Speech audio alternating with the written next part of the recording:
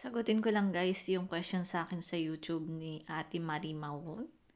Sabi niya, "Hi po, please enlighten me currently po na nasa Korea ako now. If nasahod po so far, okay naman dito, 120k sa peso a month. Pero Monday to Saturday po yan, 14 days factory.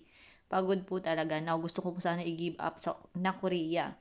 10 years working, apply ako sa Greece housekeeping. Musta po ang life-work balance dyan?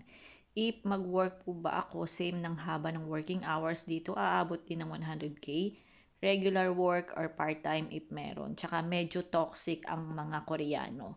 So, ang sagot ko sa kanya dito is, kaya mong kitain yan kung masipag akong magpa-part-time ka. For example, sabi mo nga housekeeping, wala kasi akong alam or naririnig pa na nasahod ng 100,000 sa housekeeping. Kasi ang sahoran ng housekeeping dito, bibihira yung magbigay ng 1,500 unless may mga tip na ibibigay sa inyo. So, I think 1,000 to 1,200 or 1,300 lang ang sahoran sa housekeeping. Okay? So, yon. And kung toxic talaga ang babasihan mo, syempre kahit naman talaga gaano kalaki yung sahod mo pag toxic na yung trabaho, parang pagmamahal lang yan, parang sa relasyon, alam nyo yon. Ba't nasali yung relasyon?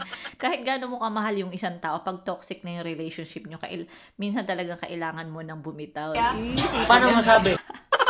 So, yun. So, para sa akin, wala namang masama kung gusto mong lumipat dito. Gusto mong itry yung ibang lugar, di ba? Total, naka 10 years ka na rin naman dyan. Siguro nakaipon ka na rin.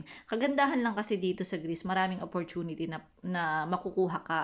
Like permanent residence, makapag-travel ka around Europe, Schengen country.